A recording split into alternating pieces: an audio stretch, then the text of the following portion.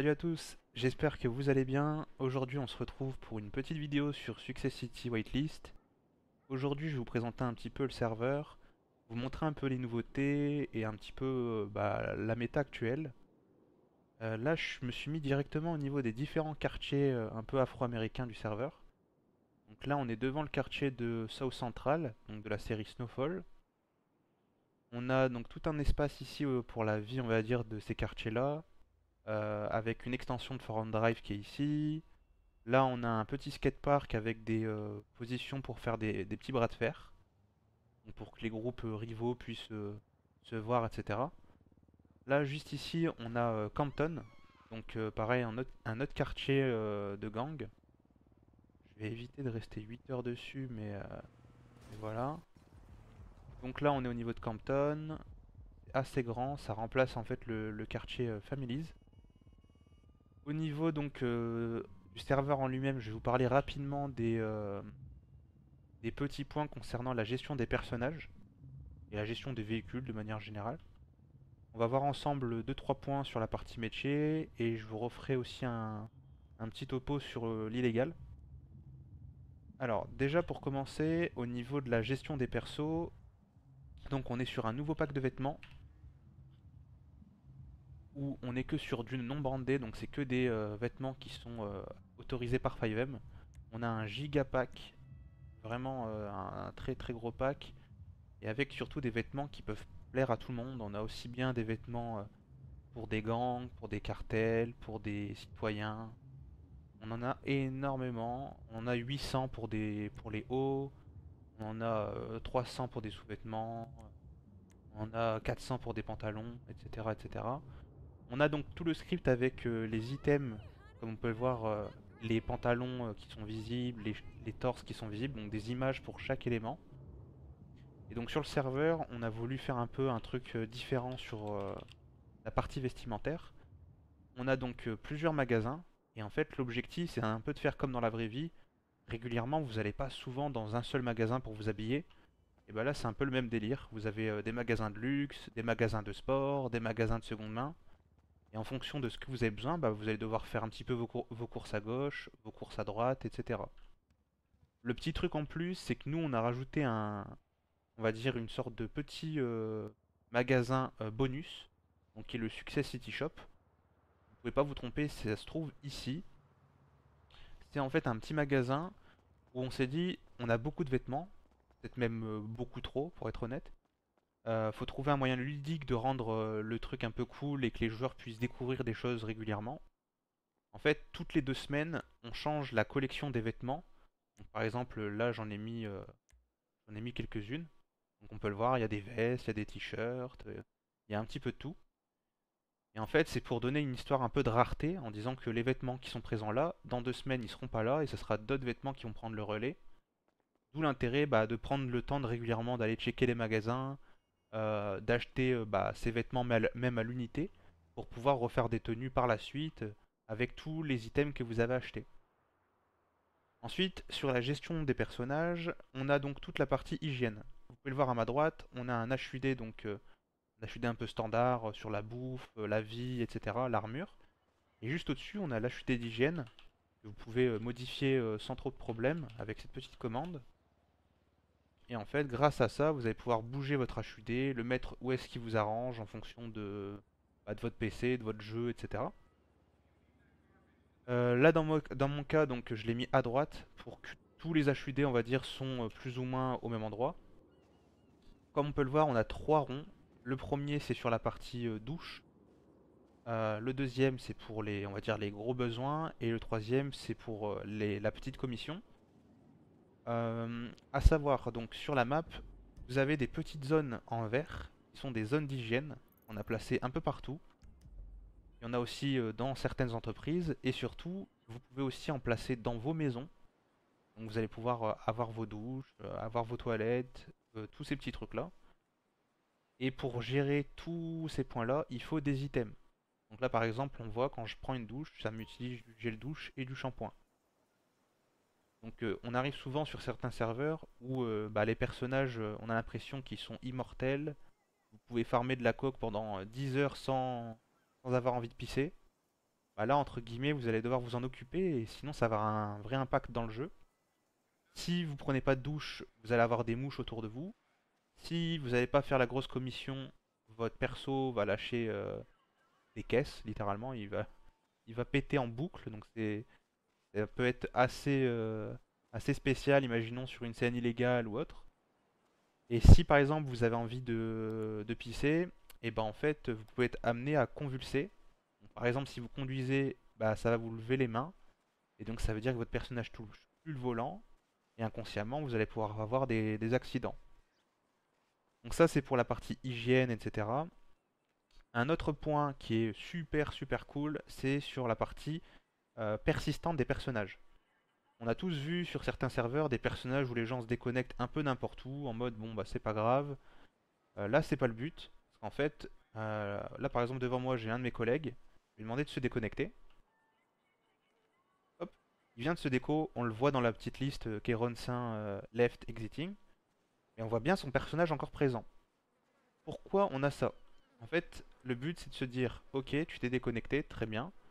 Mais derrière, bah imaginons moi je sais pas, j'habite dans un quartier où je suis policier. Je me connecte en premier de mon groupe. Je peux très bien essayer de réveiller mes potes. Et en fait, nous, on a préparé un petit bot. Je vais vous montrer ça assez rapidement. Hop, le bot Success City Whitelist, qui permet en fait de envoyer un petit message pour vous dire voilà, quelqu'un essaie de vous réveiller, quelqu'un essaye de vous porter. Et donc si votre pote se déconnecte n'importe où, et bah vous pouvez lui faire une petite blague, vous pouvez le porter, le foutre ailleurs, etc. Et le plus important, c'est que vous pouvez aussi voler. Donc par exemple, voilà, il s'est déconnecté. Ah, bah comme on peut le voir, il a un téléphone. Bah, vous savez quoi, regardez, on va en profiter pour tester une autre fonctionnalité. Je vole son téléphone. Euh, Si tu m'entends, est-ce que tu peux me dire c'est quoi ton code téléphone? C'est des minutes 2 secondes. 26 11 02. Voilà. Donc là, en gros, Si c'est pas ça. pour rajouter un peu de piment sur le serveur, on est sur la nouvelle version du téléphone. 26 11 02, c'est ça? Ouais, normalement c'est ça. Ok. Ouais, parfait. En fait, les téléphones sont unitaires. Ils sont plus basés sur le personnage, mais c'est vraiment des objets uniques. Ça veut dire que là, si je vais voler son téléphone, on peut vérifier dans les paramètres. Et ben, on voit bien que c'est le téléphone de Keyron Saint. On peut aller voir ses SMS. On peut donc envoyer des messages à sa place. Si par exemple, il a noté des points de drogue dans un dark chat, bah, on peut le récupérer. Si par exemple, je sais pas moi, il a écrit des notes, bah, on pourrait le récupérer, etc., etc. Et donc là, il y a un vrai impact de se dire le téléphone, il faut faire attention à comment on l'utilise, à avoir la notion de se dire bah ok, certes j'envoie des messages avec, mais il faut savoir filtrer, il faut savoir supprimer des messages pour éviter de se le faire voler. Parce que sur beaucoup de serveurs, vous avez déjà vu ce truc du ah bah je suis derrière ton épaule, je vois ce que tu es en train de faire. Et bon, après c'est un petit peu au bonheur la chance si le mec joue le jeu ou pas. Là, entre guillemets, le joueur doit vraiment jouer le jeu à fond parce que bah il y a un vrai impact sur son RP. Et donc le loot, bah, comme vous pouvez le voir, le mec s'est déconnecté n'importe où. Il peut perdre un téléphone, il peut perdre des stupes, il peut perdre des armes blanches aussi. Par contre, les armes de pointe sont interdites à loot, donc ça, il pourrait pas en perdre, mais de toute façon, là sur lui, il y en avait pas. Et voilà, vu qu'on est sympa, on lui rend son téléphone, voilà. Et donc quand il se reconnecte, bah, il se reconnecte à l'endroit où on l'a posé et à l'endroit, enfin, avec les items qu'on lui a laissés. Par exemple, on lui a volé le téléphone, bah, il se reconnecte bien sans son téléphone. Donc ça c'est pour vraiment la partie gestion des personnages. Un autre point pour toujours la notion de s'occuper de son perso, le petit menu My Stat qui permet de savoir un petit peu où en est votre personnage. Alors oui, le but c'est de se dire, bah voilà, vous allez devoir vous en occuper, le faire courir, le faire s'entraîner, etc. Et derrière ça aura un impact aussi dans le jeu. Si votre personnage est entraîné, bah, inconsciemment, s'il y a des courses-poursuites à pied, bah, il va pouvoir tenir plus longtemps. Pour ajouter à ça, donc sur le serveur, on a toute une partie pour que les joueurs puissent grandir dans le civil. Euh, Pareil, souvent les seules possibilités c'est acheter des voitures, acheter des voitures. Là, c'est vraiment pas le but. Forcément, on a un concessionnaire, on a une agence immobilière avec des maisons, avec des hangars, des appartements, des garages, plein de choses. Et ensuite, vous allez pouvoir acheter d'autres choses. Donc, par exemple, des petites salles de sport. Donc il y en a trois. Salles de sport qui peuvent être ici, des salles de sport ouvertes. Et on en a deux autres qui sont ici, comme on peut le voir. On en a beaucoup, voilà. Les trois sont achetables. Ensuite, en autre chose qui est achetable, la fête foraine. Donc elle peut être achetée et gérée par un joueur. Et un dernier truc aussi, c'est les stations essence. Toutes les stations essence sont achetables par les joueurs. Et derrière, bah, il y a toute une gestion pour que même un joueur qui n'est pas patron d'une entreprise, bah, il puisse avoir sa station, la remplir, gérer ses pleins, changer le prix de l'essence, etc., etc. Donc ouais, on a vraiment bossé à mort sur la partie personnalisation, sur l'aspect, voilà, on veut gérer un maximum de trucs, on veut que le personnage, il n'ait pas que des voitures à acheter. Dans le même délire, les véhicules, on est sur un système de parking persistant. Donc pareil, si vous vous déconnectez, si vous revenez demain, etc., votre véhicule sera là. Il va pas dépop par magie parce qu'il y a eu un reboot ou je ne sais quoi. Le concessionnaire, donc on est sur un concessionnaire joueur. Il peut aussi bien vendre en vente perso que en vente entreprise. Ça veut dire qu'il peut aussi vendre des véhicules pour, je sais pas moi, le Burger Shot par exemple. Et donc en fait, le Burger Shot, il peut très bien aller jeter un coup d'œil au concessionnaire et se dire, ah bah tiens, on a fait un peu d'argent cette semaine, pourquoi on n'achèterait pas un petit véhicule pour l'entreprise? Donc là, eux, ils ont toute une catégorie qui s'appelle véhicule entreprise. Je vais vous montrer ça. Voilà. Et là, en fait, on a plein de véhicules avec des livrets, donc des stickers, qu'on a customisés pour toutes les entreprises. Donc des scooters, des voitures, des camions, enfin, il y en a pour tous les goûts. Et il y en a pour toutes les entreprises. Pour reprendre sur le téléphone, donc il est ultra cool. Donc on peut aussi bien voler le téléphone des gens. On peut faire forcément des FaceTime, on peut faire des appels de groupe, des appels vocaux. On a tout un onglet entreprise où on peut très bien voir la position des entreprises, les appeler, leur envoyer des messages, voir laquelle est ouverte ou non. Et plein d'autres trucs, ça je vous laisserai un petit peu checker. Au niveau du serveur, donc pour ceux qui connaissent pas Success City, on est un serveur sur 3 pays avec cette petite map qui est coupée en deux. Donc concrètement, on a les États-Unis qui se trouvent ici, donc frontière côté sud. On a le Mexique côté nord. Et on a Cuba au niveau de l'île de Cayo Perico. En fonction de votre nationalité que vous allez choisir durant votre waitlist, vous allez avoir des possibilités différentes. Forcément, si vous allez décider d'être américain, vous allez avoir des possibilités, des restrictions. Pareil pour la partie Mexique et pareil pour la partie Cuba. Je vais pas rentrer dans le détail complet du lore entier, parce que sinon je peux faire une vidéo d'1 heure dessus, ça serait trop long. Mais voilà, je vous laisserai au pire venir sur Discord, il est dans la description. Venir directement parler avec un staff, poser des questions si, je sais pas moi, les États-Unis ça vous intéresse, le Mexique, et comprendre la différence, et on prendra le temps de vous expliquer le lore du serveur. La police, je vais un petit peu parler de ça, parce que forcément je sais que c'est un truc que les gens apprécient beaucoup. On est sur un très beau poste de police. Je vais essayer d'aller rapidement. Donc pareil, les véhicules qui sont présents ici, c'est des véhicules livrés Success City. Donc c'est les véhicules qui sont customisés par nous-mêmes. On est sur des véhicules qui sont vitesse lore friendly. Il n'y a pas de véhicule qui va à 300, 400 ou je ne sais quoi. Le but c'est que tout le monde s'amuse, qu'il n'y ait pas des véhicules plus abusés côté illégal ou côté police. Et que nous on se dit bon voilà, la vitesse de pointe max ça peut être 220 par exemple. On n'aura pas des véhicules qui vont aller à 300 ou plus. Là par exemple, pour le job police, je vais vous montrer rapidement. On a forcément des tenues modées, hein. On a un pack gigantesque, donc ça fait partie du truc. Hop, je vais aller dans le vestiaire. Tenue de travail. Allez, on va prendre tenue commandant. Voilà. Ils ont donc tout un système de casier personnel. Donc chaque agent a son casier. Ils ont un système de casier pour les saisies. Où en fait, un casier égale un individu. Par exemple, je sais pas si moi je me fais arrêter, ils vont définir un numéro de casier pour moi. Et derrière, tous les items qu'ils vont confisquer durant ma notion de RP avec eux, elle sera centralisée là-dedans. Au niveau des autres points, donc ils ont la brigade canine qui est fonctionnelle en jeu, avec un chien qui renifle la drogue. Ils ont tout un système de caméras de surveillance qu'ils peuvent placer est géré ici, directement, avec le centre des caméras. Donc par défaut, on ne leur remplace pas, c'est à eux d'en acheter, c'est à eux de les placer eux-mêmes. Et tout ça est aussi fonctionnel côté joueur. Ça veut dire que les illégales peuvent aussi avoir des caméras. Les caméras de police peuvent être aussi cassées, hein, parce que bah, c'est pas abusé, une caméra c'est pas incassable. La police peut essayer de les réparer. Et ensuite on a toute une partie bodycam et dashcam. Donc, les dashcam, là par exemple il y en a une d'active sur un véhicule. C'est les caméras qui sont directement positionnées dans les véhicules de police, pour les véhicules de patrouille. Et les bodycam, c'est la caméra qui est placée sur l'agent. Et en fait vous avez une POV première personne. Par exemple, s'il y a une arrestation et que vous voulez suivre un peu ce qui se passe actuellement. On a donc analyse balistique aussi présent en jeu.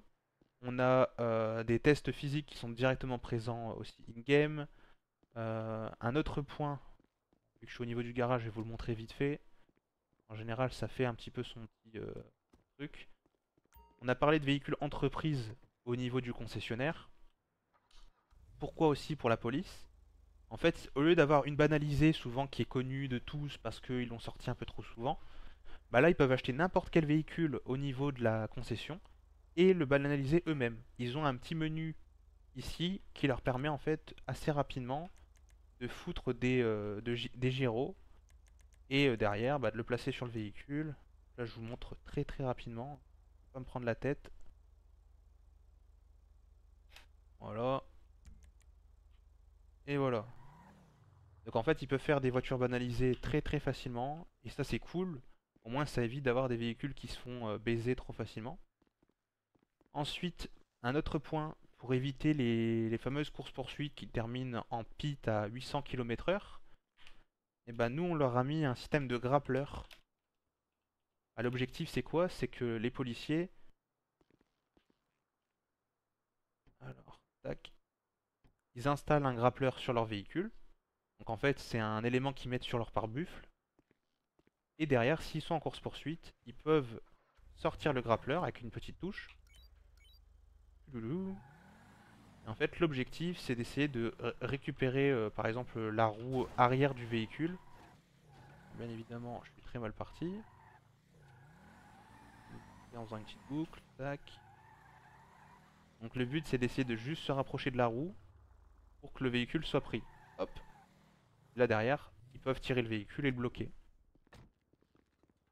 Donc ça rajoute du RP aussi. Puis en général, c'est quand même plus cool que juste pit bêtement. Ils peuvent retirer leurs cordes, etc. Ils ont tout un système avec une tablette en jeu qui leur permet de rédiger leur casier directement in-game. Ils ont des actions communautaires pour les petits délits. Ils ont la prison Alcatraz, donc qui se trouve au niveau de juste là-bas, pour les grosses peines. Et pareil, même Alcatraz, on a bossé dessus. On leur a mis des choses pour baisser leur peine. Il y a une possibilité de s'évader avec des choses qu'on peut essayer de craft à l'intérieur. Donc voilà, des trucs à checker. Au niveau de l'illégal, je vais un peu essayer d'aller très très vite, du mieux que je peux. Donc on a pu voir un petit peu les gangs. Le petit point positif, c'est que sur la map, vous voyez des petits carrés blancs, c'est qu'il y a un délire de territoire.